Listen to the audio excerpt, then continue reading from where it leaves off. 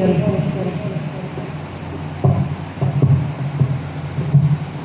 بالله من الشيطان الرجيم. بسم الله الرحمن الرحيم.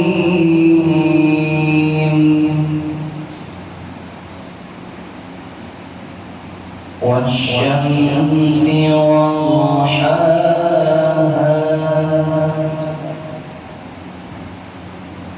والقمر إذا تلاها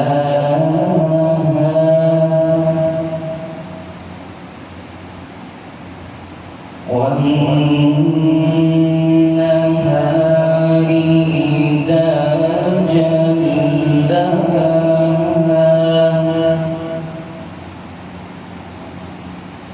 والليل إذا يغشاها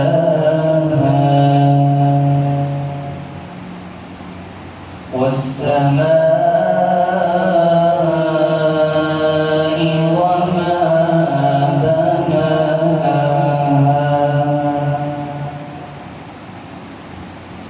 والأرض وما طحاها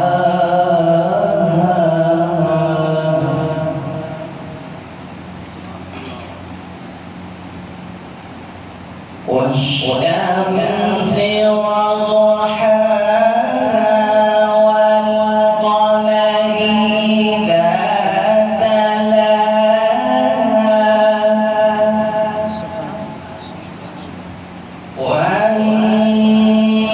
والنهار إذا جلاها والليل إذا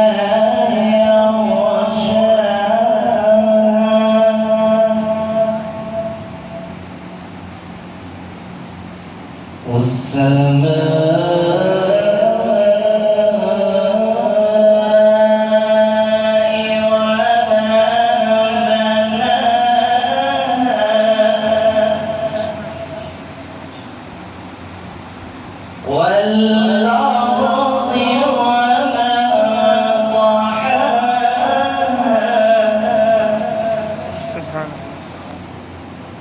ونفس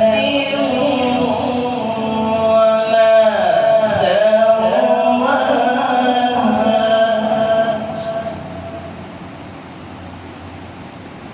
والشمس وضحاها والقمر إذا تلاها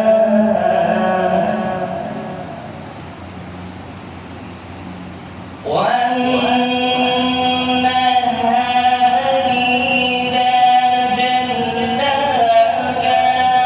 والليل إذا يغشاها والسماء وما بناها والأرض وما طحاها ونفس وما سواها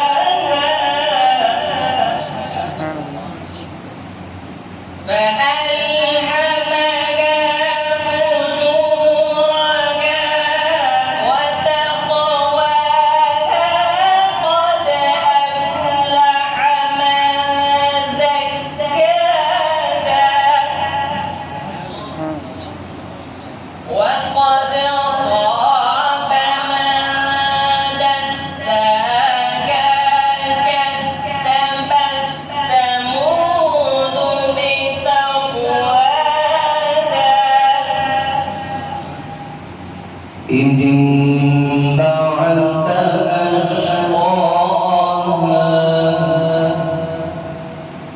فقال لهم رسول الله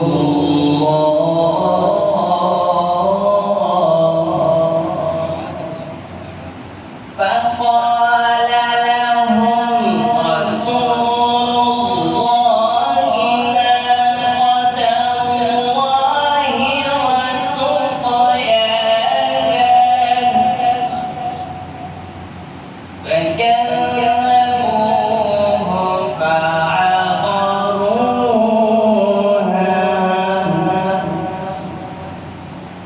فدمدم عليهم ربهم بذنبهم فسواها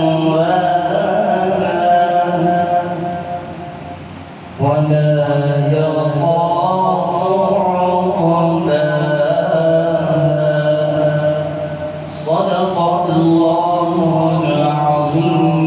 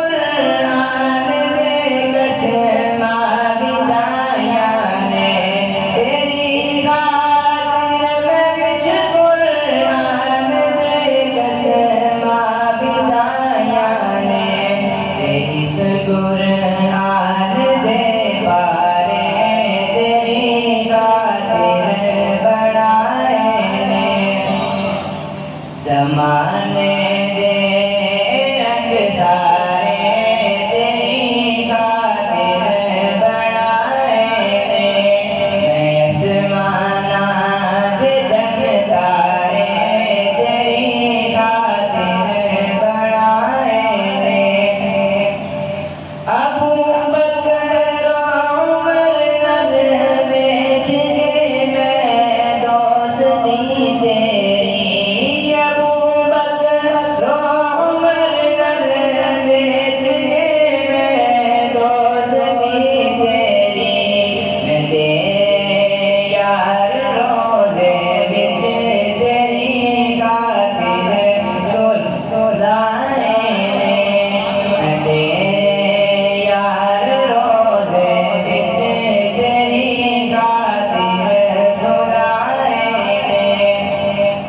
زمانے دے رنگ سارے تیری خاطر بنائے نے میں آسماناں دے جگ تارے تیری خاطر بنائے نے میرا محبوب تو ہے میں ہوتا جو بھی پاور نہیں میرا محبوب تو ہے میں ہوتا جو بھی پاور ہے بتائے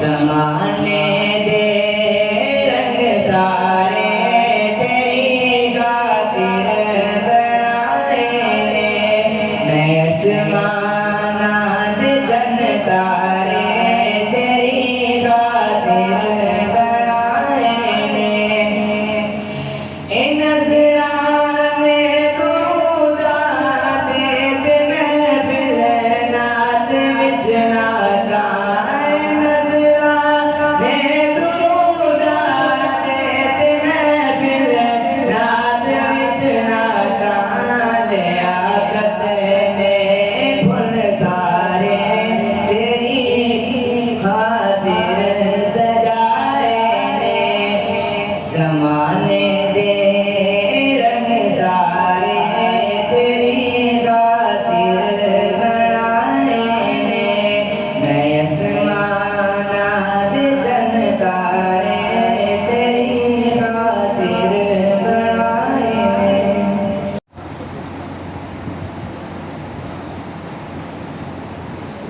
سبز گنبد بسائے نظر میں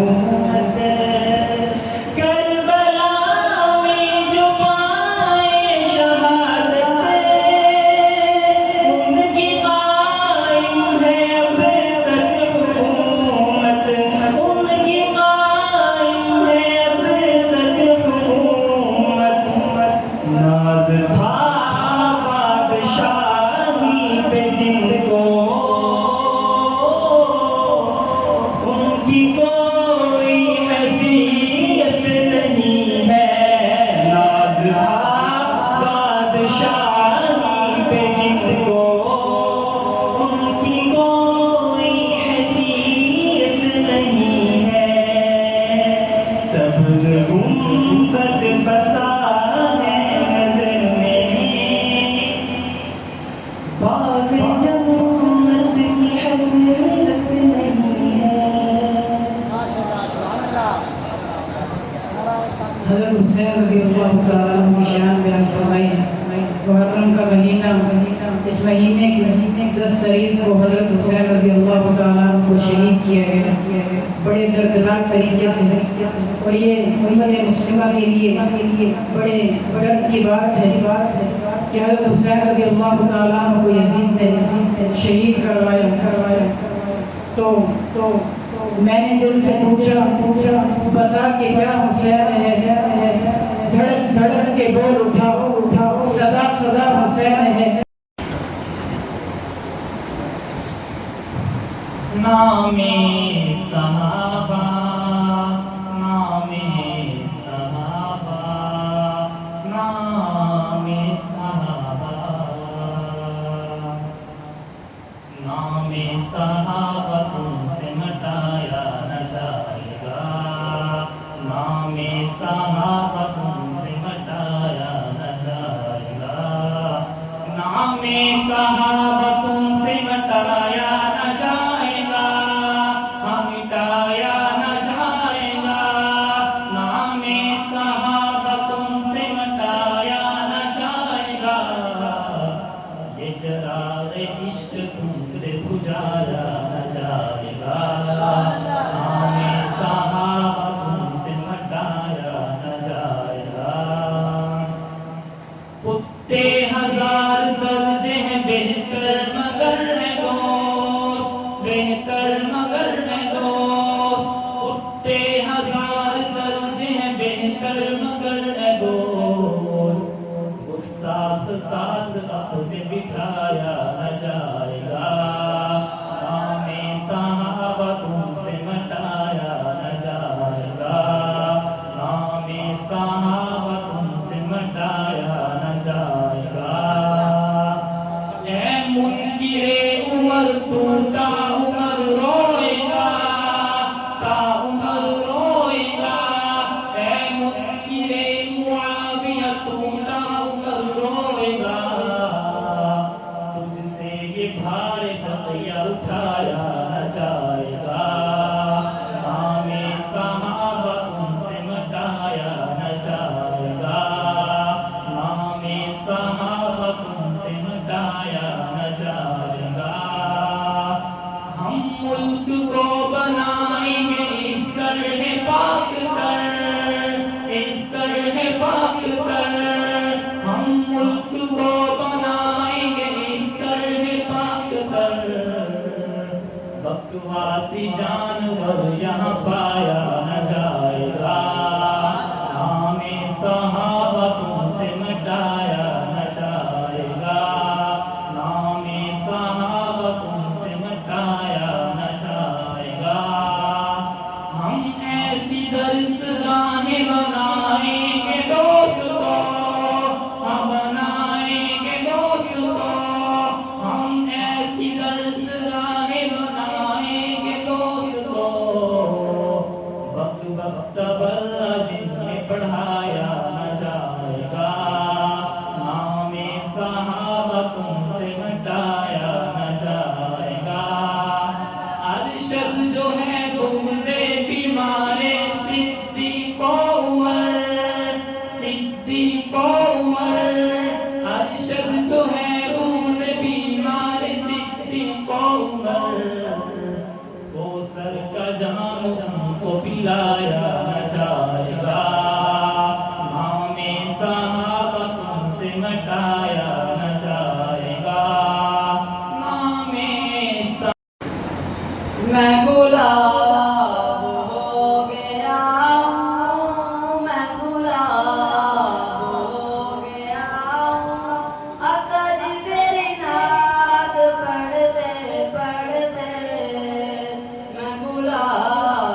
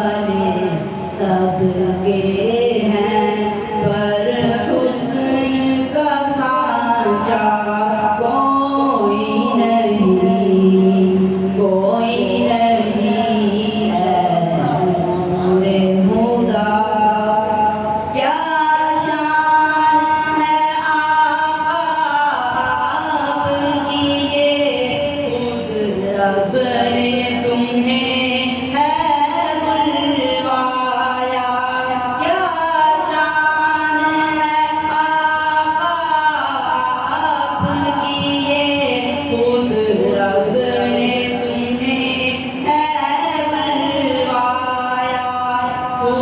رب نے تمہیں ہے بلوایا، باتیں تو خدا سے سب نے کی، دیکھا وہ خدا کو کوئی نہیں، کوئی نہیں ہے نور خدا۔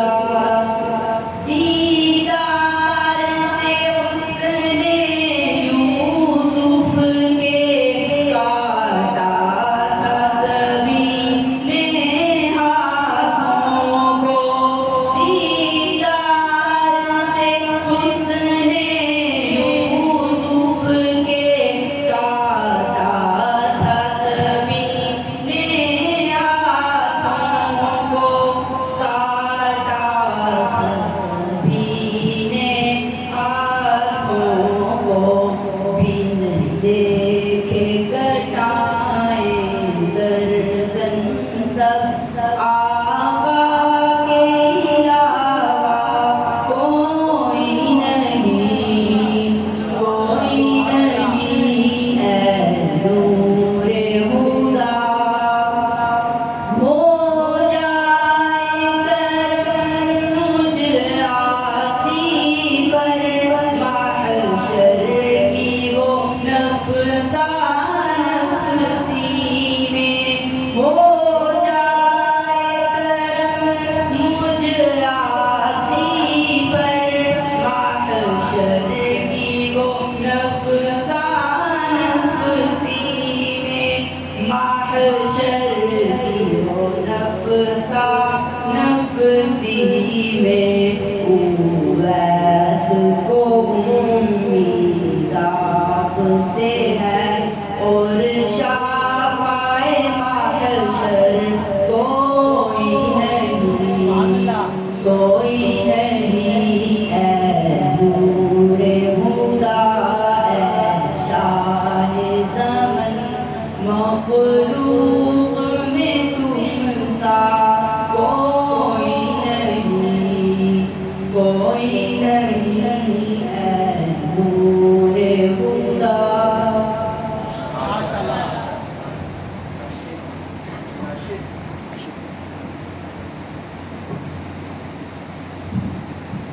شاعر کہتا ہے، موت سے ڈرتے ہیں غلامان محمد، یہ اپنے غلاموں پہ ہے احسان محمد۔ ہو جائے اگر میرا سر دو ٹکڑے اے ظالم، اگر ہو جائے میرا سر دو ٹکڑے اے ظالم، پر ہاتھ سے چھپے گا نہ دامان محمد۔ اب میں تقریر پیش کرنے کے لیے دعوت دوں گا عبید اللہ صاحب آئے اور تقریر پیش کریں۔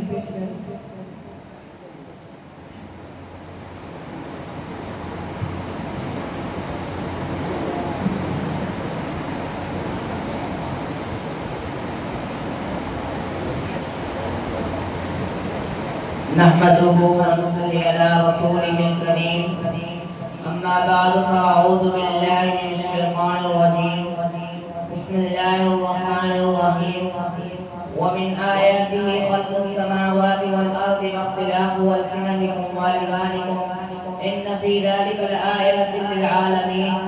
وقال النبي صلى الله عليه وسلم، من قال لا إله إلا الله مخلصا دخل الجنة، اور کما قال علیہ السلام۔ بہاروں میں فضا کو جستجو تیری ہے، بلبل کی زبان پہ گفتگو تیری ہے، ہر رنگ میں ہے تیری قدرت کا جلوہ، ہر رنگ میں ہے تیری قدرت کا جلوہ، جس پھول کو بھی سنتا ہوں اس میں خوشبو تیری ہے۔ میرے محترم اساتذہ اکرام اور میرے محترم ساتھیوں، السلام علیکم ورحمۃ اللہ وبرکاتہ۔ میں آج آپ حضرات کے سامنے وجود باری تعالیٰ کے عنوان پر چند معروضات پیش کرنا چاہتا ہوں۔ ثانی محترم، کائنات میں سب سے پہلی چیز یہ حسن ہے جو ذوق انسان کو اپنی طرف متوجہ کرتی ہے۔ یہ بھی تو ہو سکتا تھا کائنات ہوتی مگر اس میں جمال نہ ہوتا، یہ زمین ہوتی مگر اس میں جدی گانوں کا شور نہ ہوتا، یہ پھول ہوتے مگر اس میں رنگ پھول نہ ہوتے، برکت ہوتے مگر ستاروں کا جھومر نہ ہوتا، یہ چاند ہوتا کرنے نہ ہوتی، چاند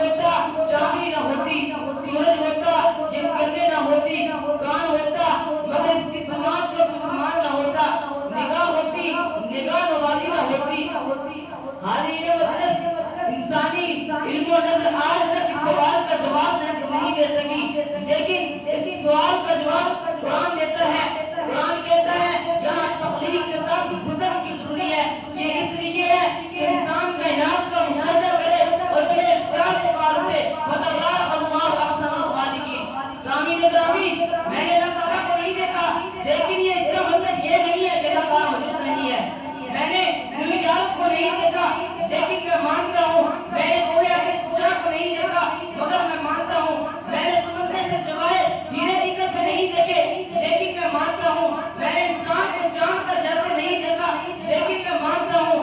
میں نے ایٹمی بم کا عملی مظاہرہ نہیں دیکھا، لیکن میں مانتا ہوں۔ میں نے ابراہیم علیہ السلام کو نہیں دیکھا، لیکن میں مانتا ہوں۔ میں نے موسیٰ علیہ السلام کو نہیں دیکھا، لیکن میں مانتا ہوں۔ میں نے عیسیٰ علیہ السلام کو نہیں دیکھا، لیکن میں مانتا ہوں۔ میں نے اللہ قرآن کو نہیں دیکھا، لیکن میں مانتا ہوں۔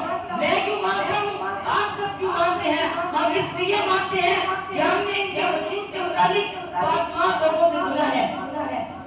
میں ایک بات آگے بڑھ کر کہتا ہوں، ہم دیکھی چیزوں کے وجود پر عام لوگوں کے کہنے پر یقین کر سکتے ہیں۔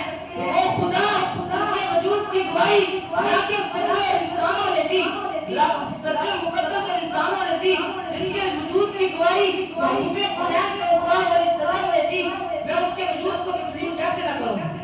حاضرین مجلس، اس سے بڑا ستم اور تعصب کیا ہو سکتا ہے کہ عام لوگوں کے کہنے پر تو اندیکھی چیزوں کے وجود کو تسلیم کر لوں، لیکن محبوب خدا صلی اللہ علیہ وسلم کے کہنے پر خدا کے وجود کو تسلیم نہ کروں۔ میں تو ایک قدم آگے بڑھ کر صاف صاف کہتا ہوں کہ میرے محبوب صلی اللہ علیہ وسلم نے کہہ دیا کہ خدا ہے، مجھے خدا کے وجود پر کسی دلیل کی ضرورت ہی نہیں۔ میرے محبوب صلی اللہ علیہ وسلم کا فرمان میرے لیے پڑا، بلکہ آپ سب کے لیے بھی آخری حجت ہے۔ میں تو صاف صاف کہتا ہوں کہ میں نے عرش ملا کو نہیں دیکھا، لیکن میں مانتا ہوں۔ میں نے حوروں کو نہیں دیکھا، لیکن میں مانتا ہوں۔ میں نے جنت کو نہیں دیکھا، لیکن میں مانتا ہوں۔ میں نے دوزخ کو نہیں دیکھا، لیکن میں مانتا ہوں۔ میں نے ملائکہ کو نہیں دیکھا، لیکن میں مانتا ہوں۔ میں نے سدرۃ المنتہا کو نہیں دیکھا، لیکن میں مانتا ہوں۔ میں کیوں مانتا ہوں؟ آپ کیوں مانتے ہیں؟ اس لیے ہمارے نبی نے، ہمارے محمد صلی اللہ علیہ وسلم نے ان چیزوں کے وجود کی گواہی دی ہے۔ حاضرین مجلس، اصل بات یہ ہے کہ اللہ تعالیٰ کا تعلق عقل سے نہیں، بلکہ اس کا تعلق دل سے ہے۔ ذرا دل سے پوچھئے کہ یہ بات گارنٹی کی ضرورت محسوس کرتا ہے نہیں؟ دل سے بلا اختیار بات آتی ہے، انی اللہ لا الہ الا انا فاتقون۔ ہاں، میں ہی تیرا محبوب کا رب ہوں، تو میرے وجود کو تسلیم کر لے اور مجھ کی سے ڈر۔ میں اپنی تقریر کا اختتام اس شعر پہ کرنا چاہوں گا۔ تجھے تسکین دل پایا، تجھے آرام جا پایا، نہا بھی ہے تو تجھ کو جہاں بھی ٹکا وہاں پایا۔ ہمیں ہر چیز میں یارب نظر آئی تیری، ہمیں ہر چیز میں یارب نظر آئی ادا تیری۔ وہ کیسے ہوں گے جن لوگوں نے تجھ کو بے نشاں پایا؟ وما علینا الا البلاغ المبین۔ نہا بھی ہے تو اور آیا بھی ہے تو، خدائے زمین و زمان بھی ہے تو، کرم سے میرے حسن کی گرمیا، محبت کی روح و رہا بھی ہے تو، وہ دوری کہ ہر شے سے ہے ماورا، غربت کے نزدیک جا بھی ہے تو، تیرا نام تسکین بیچارے گا، تیرا نام تسکین بیچارے گا، قرار دل قدسیہ بھی ہے تو ہے علی کل شیء قدیر، کہ خالق بھی ہے تو پاسباں بھی ہے تو۔ اب میں ہماری نظم کے اندر، ہماری مجلس کے اندر کوئی جو رحمان مشرق کو آئے پیش کریں۔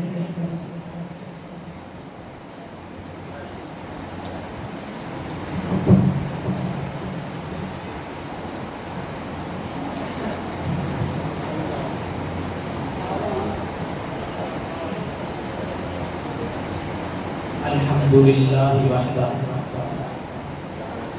اما بعد فاعوذ باللہ من الشیطان الرجیم، بسم اللہ الرحمن الرحیم۔ الم یجدک یتیما فآوی، صدق اللہ العظیم۔ حضور آئے تو سر آپ کی نشپا گئی دنیا، حضور آئے تو سر آخری نشپا گئی دنیا، اندھیروں سے نکل کر روشنی میں آ گئی دنیا، بجھے چہروں کا زنگ اترا ستے چہروں پہ نور آیا، حضور آئے تو انسانوں کو جینے کا شعور آیا۔ محترم حاضرین، میرے انتہائی قابل فخر اساتذہ اکرام، میرے ہم مکتب ساتھیوں، آج کی محفل میں انتہائی اختصار کے ساتھ اپنے آقا صلی اللہ علیہ وسلم کے بچپن پر روشنی ڈالنا چاہوں گا کہ میرے آقا ابھی شکم مادر ہی میں تھے، والد کا انتقال ہو گیا، 6 سال کی عمر ہوئی تو والدہ بھی فوت ہو گئی، 8 سال کی عمر کو پہنچے تو دادا بھی چل بسے۔ نکتہ بروں نے اس سے یہ نکتہ نکالا کہ عام طور پر ہوتا یہ ہے کہ اولاد میں کوئی کمال نظر آئے تو لوگ اسے والدین کی طرف منسوب کرتے ہیں، شاگرد میں کوئی کمال نظر آئے تو لوگ اسے استاد کی طرف منسوب کرتے ہیں، مرید میں کوئی کمال نظر آئے تو پیر کی طرف منسوب کرتے ہیں، لیکن اللہ تعالیٰ نے آپ کو آپ کی تعلیم کو ظاہری سہاروں سے محروم فرما کر براہ راست اپنا سہارا عطا کر دیا تاکہ آپ کے عملی اخلاقی کمالات کو دیکھ کر کوئی یہ نہ کہہ سکے یہ والدین کی تربیت کا نتیجہ ہے، یہ دادا کی تربیت کا ثمرہ ہے، یہ فلاں استاد فلاں شیخ کی تربیت کا اثر ہے، یہ آپ کی تخصیص نہ تھی بلکہ سارے انبیاء کا یہی حال تھا۔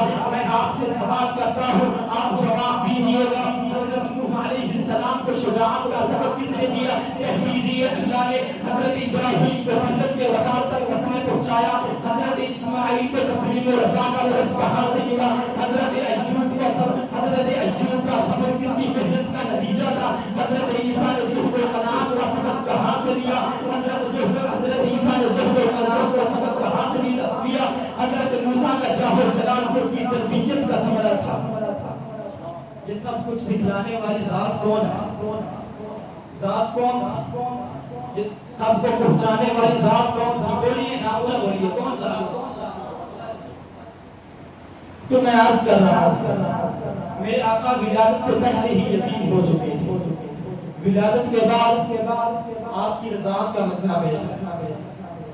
عربوں میں روایت ہے کہ رضاعت کے لیے اور ابتدائی پرورش کے لیے شہروں سے زیادہ دیہاتوں کو پسند کرتے ہیں۔ جب آپ پیدا ہوئے تو کوئی خواتین رضاعت کے لیے بچوں کی تلاش میں شہر مکہ آئے، لیکن سب نے مالدار گھرانوں کے بچوں کو ترجیح دی۔ محمد صلی اللہ علیہ وسلم کو کسی نے لینا قبول نہ کیا، وہ یہی سوچتی رہی کہ اس یتیم بچے کی ماں ہمیں کیا دے سکے گی، کہ اس یتیم بچے کی ماں ہمیں کیا دے سکے گی۔ انہیں کیا معلوم تھا جس بچے کو وہ یتیم سمجھ کر چھوڑ رہی ہے وہ تو درہ یتیم ہے، وہ تو نبی مسیح ہے، وہ تو دعائے خلیل ہے، وہ تو فخر صادق ہے، وہ تو سرمایہ دولت ہے، وہ تو محبوب الہی ہے۔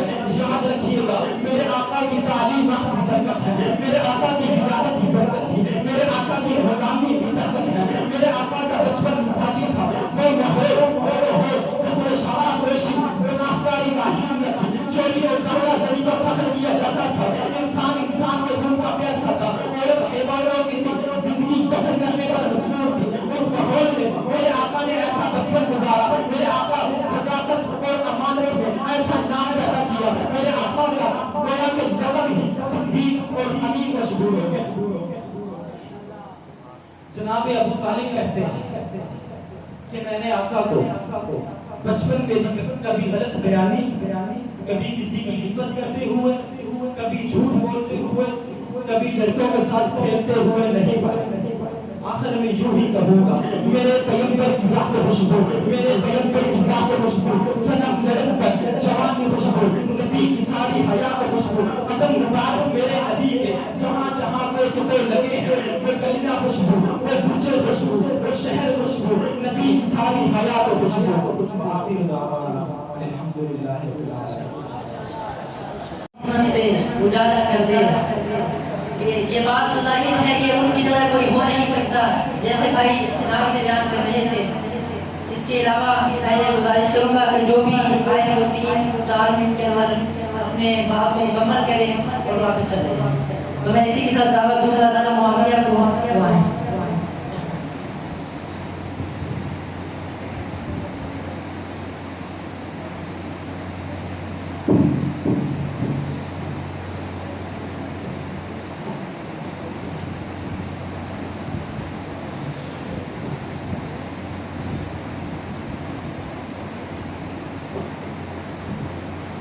نحمده ونصلي على رسوله الكريم أما بعد فأعوذ بالله من الشيطان الرجيم بسم الله الرحمن الرحيم وما أرسلناك إلا رحمة للعالمين صدق الله العظيم وصدق رسوله النبي الكريم.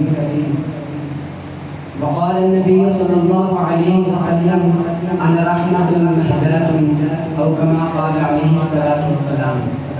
قدم قدم پہ برکتیں نفس نفس پہ رحمتیں قدم قدم پہ برکتیں نفس نفس پہ رحمتیں جہاں سے وہ شفیع عاصیاں گزر گیا. محترم صاحب کرام اور میرے محترم ساتھیوں السلام علیکم ورحمۃ اللہ وبرکاتہ. حاضرین محترم حضور صلی اللہ علیہ وسلم کی ذات مبارکہ لا تمنا ہی کمالات رکھتی ہے. حضور صلی اللہ علیہ وسلم کی عظمت و تقدس بلا محدود ہے اور اسی طرح حضور صلی اللہ علیہ وسلم کی ذات مدح بلا محدود ہے. قرآن مجید کے ہر سپارے میں ہر صورت میں ہر رکوع میں حضور صلی اللہ علیہ وسلم کی شان کا تذکرہ ہے. جو آیت کریمہ میں نے تلاوت کی اللہ رب العزت نے اس آیت کے اندر حضور صلی اللہ علیہ وسلم کی نہایت نرالا اور انوکھا عنوان بیان کیا ہے. اللہ تعالیٰ فرماتے ہیں وَمَا أَرْسَلْنَاكَ إِلَّا رَحْمَةً لِلْعَالَمِينَ. اے پیغمبر ہم نے تجھے تمام جہانوں کے لیے رحمت بنا کے بھیجا ہے. اے دل پر ہم نے تجھے ایک علاقے کے لیے نہیں, ایک شہر کے لیے نہیں, ایک بستی کے لیے نہیں, ایک قوم کے لیے نہیں, ایک قبیلے کے لیے نہیں, بلکہ دنیا میں جتنے جہاں ہیں ہر جہاں کے لیے, ہر عالم کے جہان کے لیے آپ رحمت ہیں.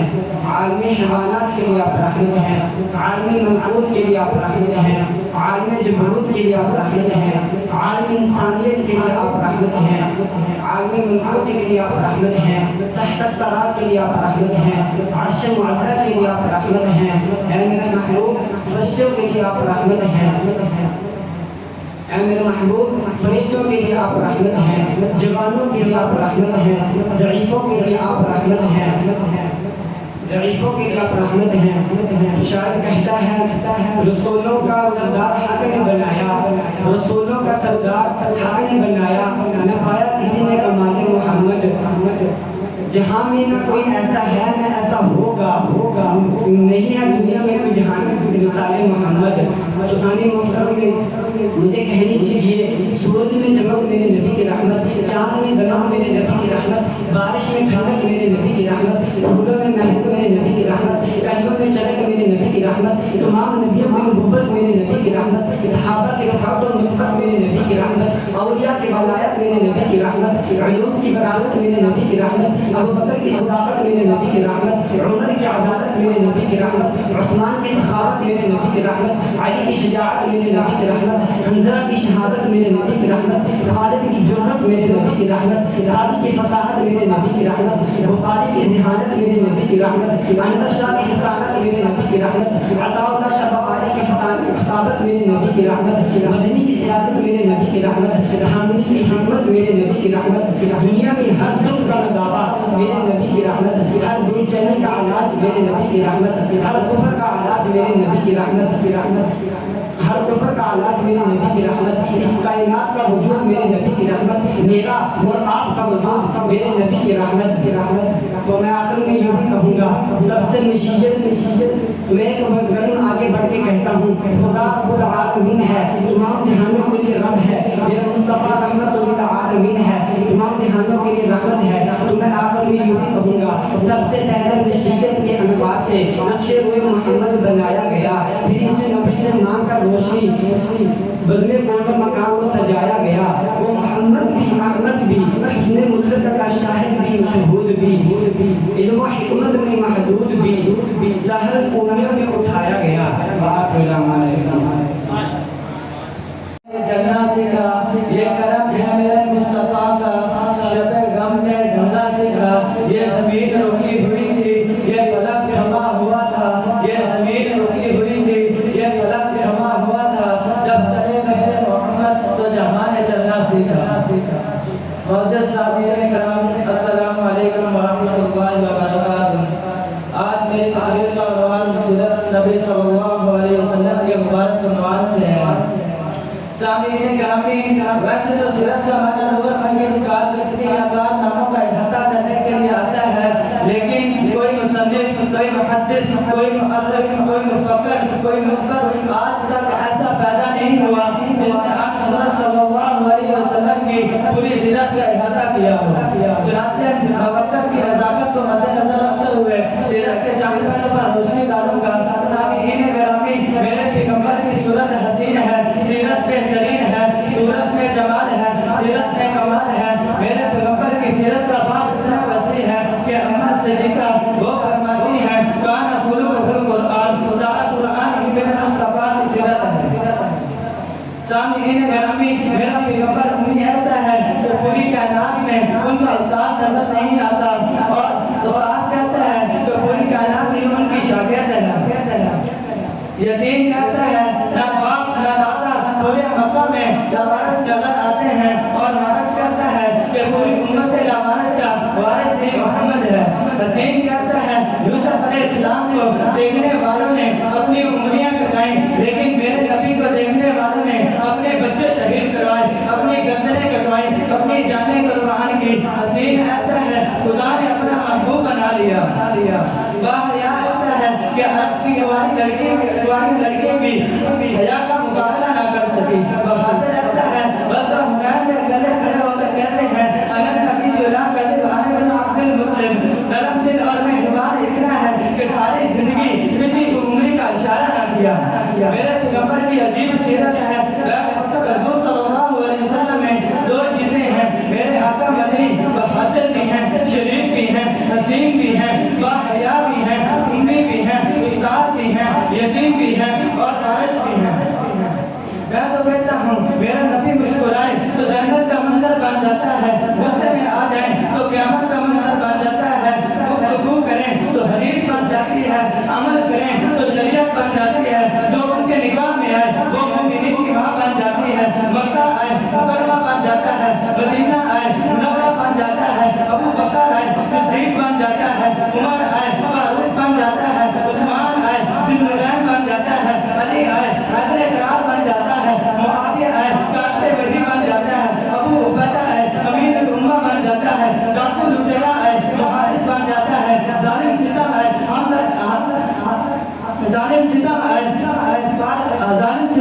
ہمدرد انسان بن جاتا ہے, فاجر آئے ظاہر بادشاہ بن جاتا ہے, عرب کا چلاوا آئے زمانے کا مبتلا بن جاتا ہے.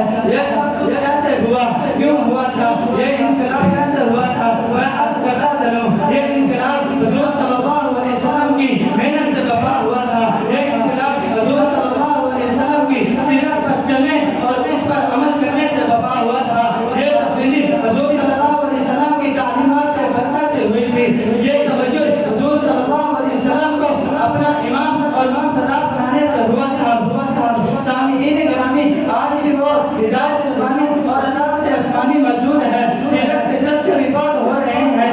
عید میلاد نبی صلی اللہ علیہ وسلم کے لیے بڑے بڑے جلوس بھی نکل رہے ہیں. بارگاہ رسالت میں نذرانہ عقیدت پیش کرنے میں کوئی کوتاہی نہیں کی جا رہی, لیکن وہ فضا اور ماحول نہیں بن رہا جو صحابہ کے دور میں تھا. اگر میں اور آپ وہی فضا اور ماحول بنانا چاہتے ہیں تو ہمارے لیے سرور جناب صلی اللہ علیہ وسلم کی سیرت کی طرف رجوع ضروری ہے, اور اسی میں ہمارا علاج ہے. شاعر کہتا ہے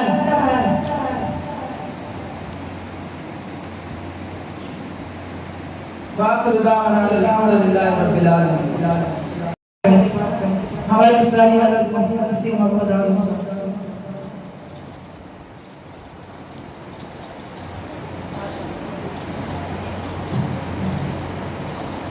السلام علیکم ورحمۃ اللہ وبرکاتہ. سب سے پہلے تو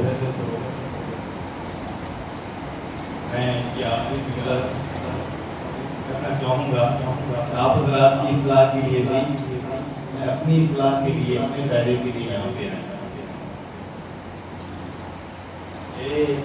مدرسے والوں کی طرف سے ہر جمعے کو، ہر ہفتے میں کوئی نہ کوئی ترتیب رکھی گئی ہے۔ مہینے کے بعد یہ بزم سجائی جاتی ہے، محفل سجائی جاتی ہے، تاکہ اس میں اچھے خطیب پیدا ہوں، اچھے نعت خواں پیدا ہوں، تلاوت قرآن کرنے والے اچھے قراء پیدا ہوں۔ اس کے حوالے سے دو تین باتیں، اس محفل کے حوالے سے دو تین باتیں میرے دل میں آ رہی تھی۔ میں نے کہا اللہ مجھے بھی فائدہ دے گا ان باتوں سے، آپ کو بھی دے گا، اس لیے میں نے گزارش کی کہ 4-5 منٹ مجھے بھی دے گا۔ یہ محفل کیا ہے، کیا ہے، قدر مجھے اور آپ کو یقیناً نہیں۔ کل پرسوں حضرت قاری صاحب تشریف لائے تھے، انہوں نے یہاں پہ چند باتیں ارشاد فرمائی، ان میں یہ بات بھی ارشاد فرمائی مدرسہ کیا ہے، ماحول کیا ہے، اس کی ترتیبات کیا ہے، اس کا ہمیں اندازہ نہیں ہے، غیر سے آتا ہے۔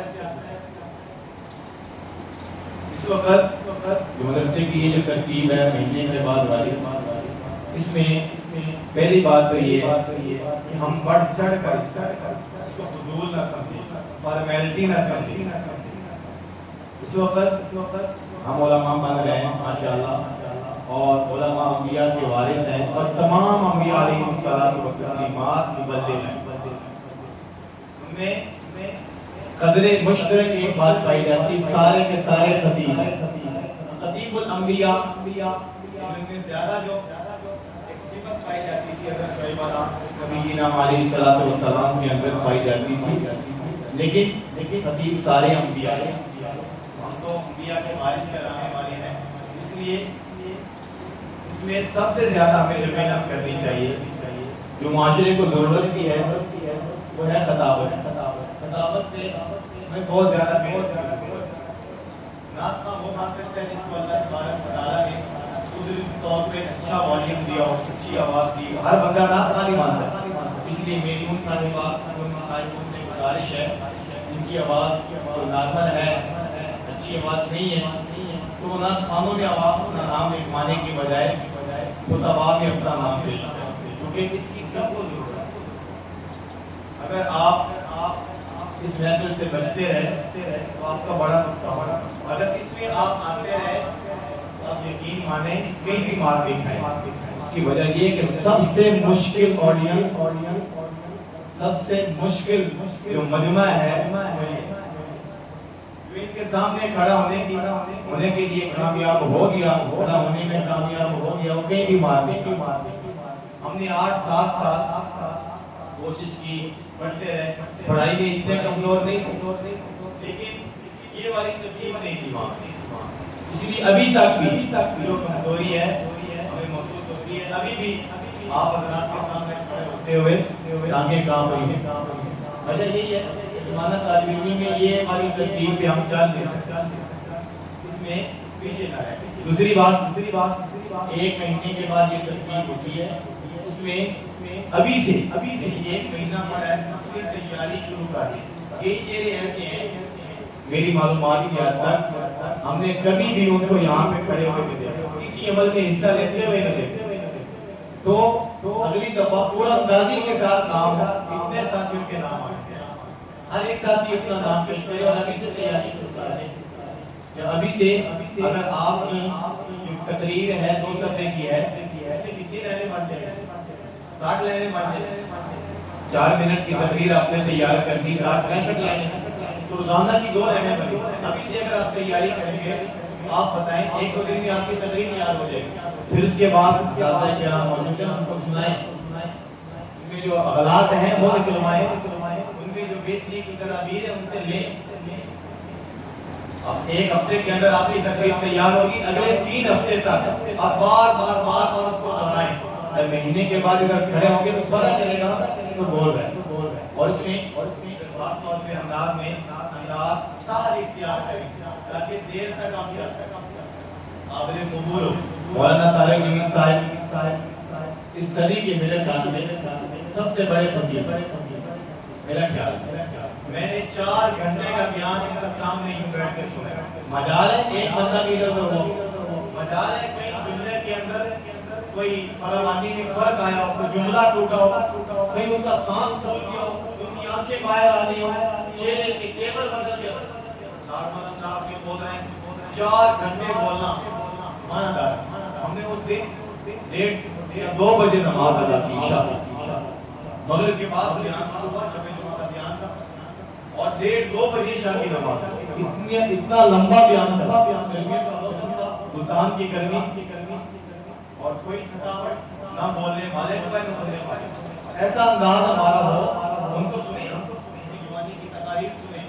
ابھی تو بوڑھے ہو گئے، کمزور ہو گئے، ان کی جوانی کی تقاریر سنیں. آج سے 5 سال پہلے کی تقاریر سنیں. انداز وہاں سے رہا. اللہ پاک نے ان کو قبولیت عطا فرمائی، مدد عطا فرمایا. پھر کبھی تک تشریف لائے، اس میں کوشش کریں. 1 مہینہ پہلے آپ تیاری شروع کریں گے، اس لیے آپ نے کوشش یہ کرنی ہے کہ تقریر میں چوتھا نہیں لگانا، پہلا گیئر لگانا.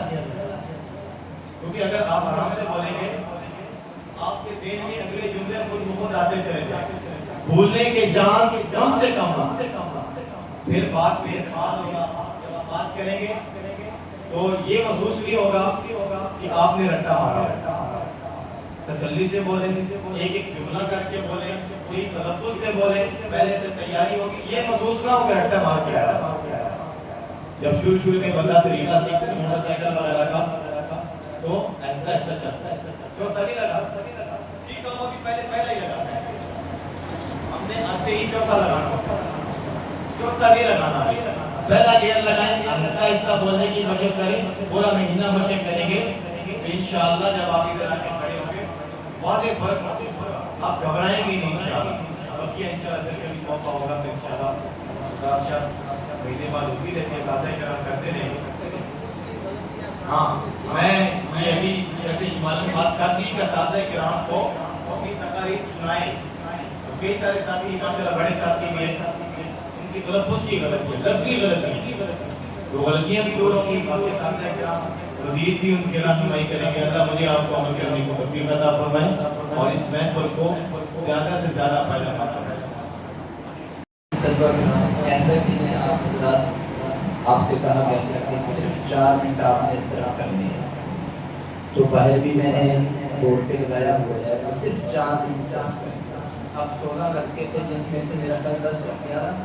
کتنے ہوئے؟ ابھی 4-5 طلبہ. وہ ابھی ایک آدمی 10 منٹ لے گیا، ایک 8 لے گیا، دوسرا 9-10 منٹ لے گیا، تو آپ کو 3-4 کا حق آ گیا. اس لیے جو ہے آئندہ کے لیے پھر جو طلبہ اس طرح اپنے وقت سے تجاوز کریں گے تو ہم ان کا نام جو ہے سب سے آخر میں لے جائیں گے. وقت بچا تو ان کو مل جائے گا اور نہ بچا تو بس پھر ان کی چھوٹی. تو اس لیے اپنی تقریر ہے یا نعت ہے، اصل نعت کا آپ نے مطلع پڑھ لیا، انداز معلوم ہو گیا، اس کے بعد 2 مصرے اور آپ نے ملا کر جو ہے پڑھ لیا، اس کے بعد نقطہ پر آ جائیں تو آپ کی نعت پوری ہو چکی ہے. اب آپ اس میں 6-7-8 بند پڑھیں گے. 2 بند پڑھ لیے ہیں بہت کافی ہیں. اب 8-9 بند پڑھیں گے تو کتنی لمبی ہو جائے گی؟ تو صرف اس کے 2 بند پڑھیں آپ بس اپنی نعت کو ختم کریں. تقریر والے بھی جو بھائی ہیں وہ بھی اس میں اختصار لائیں، چونکہ یہ ہماری ایک تو اس اعتبار سے کہ ہم سیکھ رہے ہیں تو یہاں زیادہ سے زیادہ طلبہ کے آنے کا سبھی کو موقع ملے، زیادہ سے زیادہ آ کر یہاں پر اپنی بات کو پیش کریں. اب لمبی تقریر کریں گے وہ تقریر کا موضوع تو ختم بھی ہو سکتا ہے. جس موضوع پر آپ بات کر رہے ہیں وہ گھنٹوں بعد ہو سکتی ہے.